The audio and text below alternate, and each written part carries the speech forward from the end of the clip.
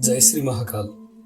भगवान शिव को भस्म अत्यंत प्रिय है और शिव भक्त भी भस्म का ही त्रिपुंड धारण करते हैं। आज हम आपको भस्म की महिमा बताने वाली एक कथा बता रहे हैं। वामदेव नाम से प्रसिद्ध एक महातपस्वी शिव योगी हुए हैं जो सुख दुख आदि द्वंद्व से रहित, निर्गुण, शांत, असंग, समदर्शी, आत्माराम, क्रोध को जीतने वाले, ग्रह और गृहिणी से हीन थे।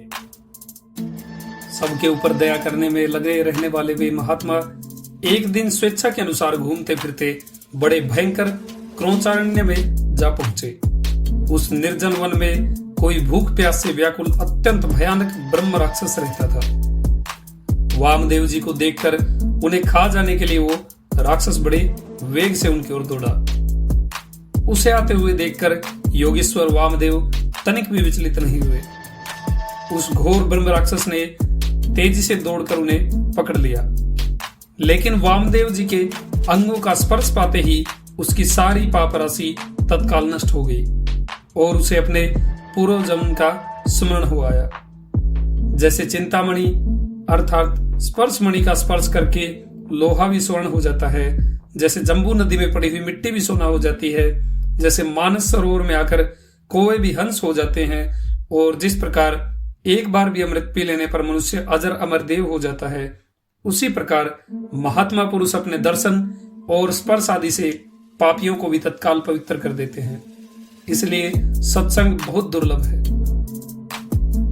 जो राक्षस पहले भूख प्यास से व्याकुल होकर घोर रूप धारण करके वन में भटकता फिरता था, वही साधु के संपर्क में आ जाने से पूर्ण आनंदमय हो गया। उसने योगी के युगल चरणाविंदों में प्रणाम करके कहा कि हे महायोगिन, मुझ पर प्रसन्न होइए।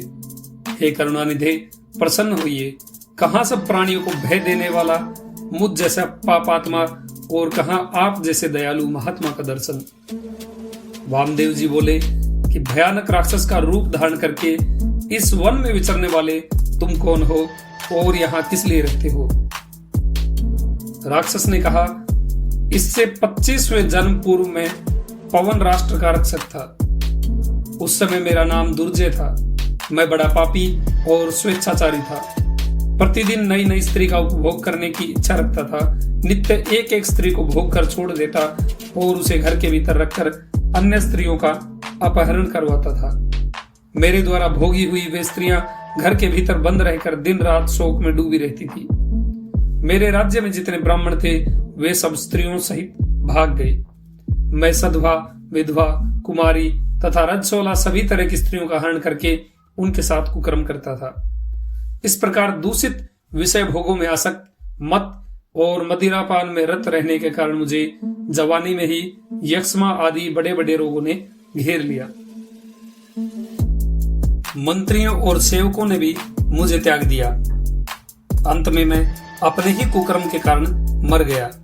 जो मनुष्य धर्म से भ्रष्ट हो जाते हैं उसकी आयु नष्ट होती है, अपयश बढ़ता है, भाग्य क्षीण होता है, वो अत्यंत दुर्गति में पड़ता है और उसके पूर्वज पितर स्वर्ग से निश्चय ही नीचे गिर जाते हैं।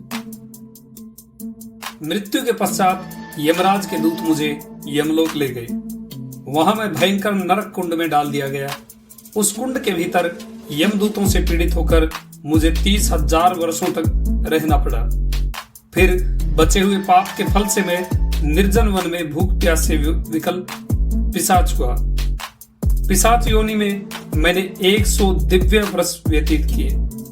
फिर दूसरे जन्म में व्याघ्र, तीसरे में अजगर, चौथे में भेड़िया, 5वें में सुअर, 6ठे में गिरगिट, 7वें में कुत्ता, 8वें में सियार, 9वें में नीलगाय, 10वें में मृग, 11वें जन्म में वानर, 12वें में गिद्ध, 13वें में नेवला, 14वें में कौवा, 15वें में रीछ, 16वें में वन मुर्गा, 17वें में गधा, 18वें में बिलाव, 19वें में मेंढक, 20वें में कछुआ, 21वें में मछली, 22वें में चूहा, 23वें में उल्लू, 24वें में जंगली हाथी और 25वें जन्म में मैं ब्रह्म राक्षस बना।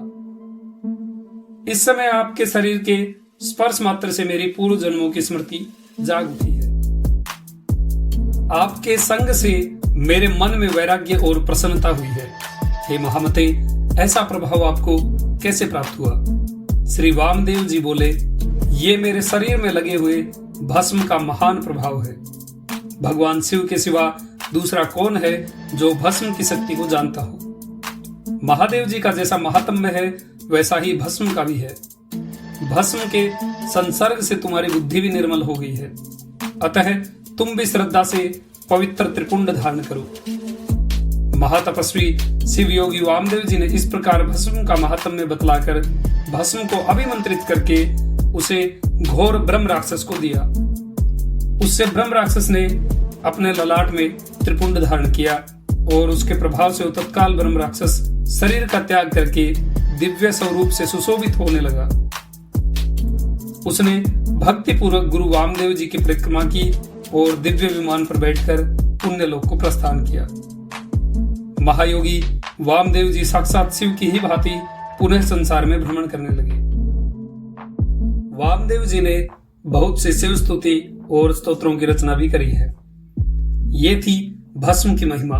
हो सके तो आप भी भस्म का त्रिपुंड धारण करें। जब भी शिव की कृपा हो आप भस्म का त्रिपुंड धारण करें। कथा अच्छी लगी हो तो वीडियो को लाइक करें, शेयर करें। आपका दिन शुभ हो। जय श्री महाकाल।